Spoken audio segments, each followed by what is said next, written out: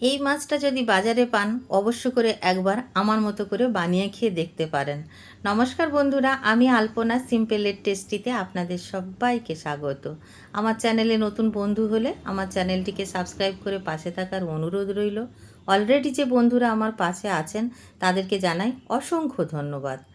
এই মাছগুলো সমুদ্রের মাছ, কি নাম জানি না বন্ধুরা, আপনারা যদি জানেন তো আপনারা কমেন্ট করে আমাকে জানাতে পারেন, আর কারা কারা কীভাবে রান্না করে খেয়েছেন জানাতে পারেন।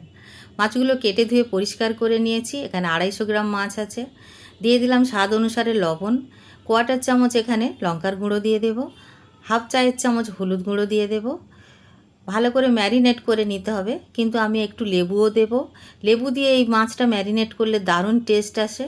এখানে আমি 1 টেবিল চামচ মতো পাতিলেবুর রস দিয়ে দিয়েছি। যে কোনো লেবুর রস দিলেই হবে। ভালো করে ম্যারিনেট করে নেব। মাছগুলো ভালো করে ম্যারিনেট করে নেবার পরে বেশিক্ষণ রেখে দেব না। এগুলো সমুদ্রের মাছ, বরফ দিয়ে আসে, সেই জন্য বেশিক্ষণ বরফ ছাড়া রাখলে মাছগুলো কিন্তু নষ্ট হয়ে যেতে পারে। এখানে ধনে পাতা, পুদিনা পাতা কিছুটা করে নিয়ে নিয়েছি, বেটে পেস্ট করে রেখে দেব। এখানে গ্যাস জ্বালিয়ে একটা ফ্রাইং প্যান বসিয়ে নিয়েছি। ফ্রাইং প্যানের মধ্যে আমি সর্ষের তেল দিয়ে দেব। এই রান্নাটা আজকের সর্ষের তেল দিয়ে বানাবো। 3 টেবিল চামচ সর্ষের তেল লাগবে। আপনারা যদি অন্য তেল ব্যবহার করে থাকেন রান্নাতে, তাহলে সেই তেল দিয়েও বানাতে পারেন, তবে সর্ষের তেলে বেশি ভালো টেস্ট আসবে। তেলটাকে খুব ভালো করে গরম করে নিতে হবে। তারপরে আমি মাছগুলো ভাজতে দিয়ে দেব। আমার চ্যানেলে অনেক রকম মাছের রেসিপি আছে। আপনারা যদি পছন্দ করেন মাছের রেসিপি দেখতে, প্লিজ একবার সার্চ করে দেখে নেবেন। আর যদি কোনো রকম মাছের রেসিপি আপনাদের দেখতে ইচ্ছা করে, আমাকে কমেন্ট করে অবশ্য জানাবেন। আমি রান্না করে নিশ্চয়ই ভিডিও দেখাবার আপনাদের চেষ্টা করব। মাছগুলো উল্টে পাল্টে ভেজে নেব। মাছগুলো খুব কড়া করে ভাজবো না, আবার কাঁচাও থাকবে না, মাঝামাঝি করে ভেজে নিতে হবে। এই মাছগুলো খুব টেস্টি হয়। আর ছোট মাছ, খুব যে দামি মাছ তাও নয়, কিন্তু খুবই টেস্টি হয়।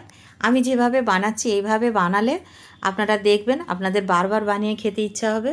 এতটাই টেস্টি হয়, আর খুব তাড়াতাড়ি রান্না হয়ে যায়। 5-6 মিনিটের মধ্যে কিন্তু এই মাছটা রান্না হয়ে যাবে। ভালো করে মাছগুলো আমি ভেজে নিলাম। যখন ভাজতে ভাজতে এইরকম লাল মতো কালার এসে যাবে ওপরটা, তখন তুলে নিতে হবে। এখন মাছটা আমি নামিয়ে রাখবো। দেখুন মাছটা আমার ভাজা হয়ে গেছে। ফ্রাইং প্যানে খুব অল্প তেল আছে, আর আমি তেল দেব না। এই তেলের মধ্যে আমি যে লবণটা রান্নায় ব্যবহার করব ততটুকু লবণ দিয়ে দিলাম, যাতে না ছিটিয়ে আসে। আমি এখানে দিয়ে দেব কাঁচা লঙ্কা, 1 চায়ের চামচ বাটা কাঁচা লঙ্কা দিয়েছি। আদা বাটা দিয়ে দেব 1 চায়ের চামচ, রসুন বাটা দিয়ে দেব 1 চায়ের চামচ। আপনারা এইরকম লবণ আগে দিয়ে দেবেন তেলের মধ্যে, তারপরে মশলা দেবেন, দেখবেন যে খুব বেশি ছিটাবে না। আদা, রসুন, কাঁচা লঙ্কা বাটা সব কিছু ভালো করে ভেজে নেব যতক্ষণ না কাঁচা গন্ধ চলে যায়। এখন ভাজা হয়ে গেছে, কাঁচা গন্ধটাও চলে গেছে। এখন দিয়ে দেব ধনে পাতা, পুদিনা পাতা যে বেটে রেখেছিলাম, একসাথে আবার মিশিয়ে নেব।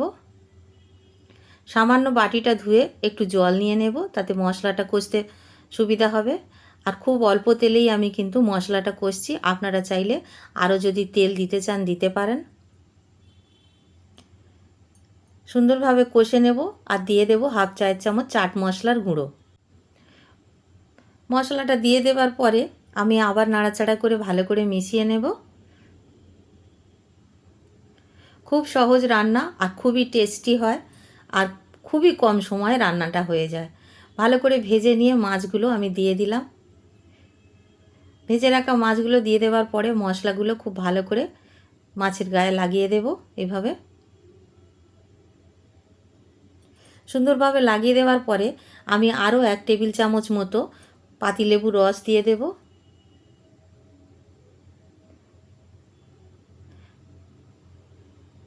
গ্যাসের ফ্লেমটা কিন্তু পুরো রান্নাতে লো ফ্লেমে ছিল। মাছটা ভেজে নেবার পরে আমি গ্যাসের ফ্লেমটা লোতে রেখেই কিন্তু মশলাগুলো কষেছি। মশলাগুলো বেশিক্ষণ কিন্তু কষিনি, আপনারা নিশ্চয়ই খেয়াল করেছেন। এখন ভালো করে মশলা বা লেবু সব কিছু মাছের গায়ে লাগিয়ে দিয়েছি। গ্যাসের ফ্লেম আমি অফ করে দিয়েছি। এখন আমি নামিয়ে নেব একটি পাত্রে সার্ভ করার জন্য।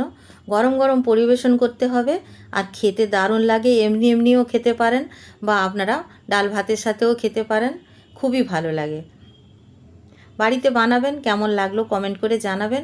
রেসিপি যদি ভালো লাগে একটা লাইক দিয়ে দেবেন। নতুন বন্ধু হলে সাবস্ক্রাইব করতে ভুলবেন না যেন। আজকের এই পর্যন্ত, দেখা হবে পরের ভিডিও নতুন কোনো রেসিপির সঙ্গে। সুস্থ থাকবেন, ধন্যবাদ, নমস্কার।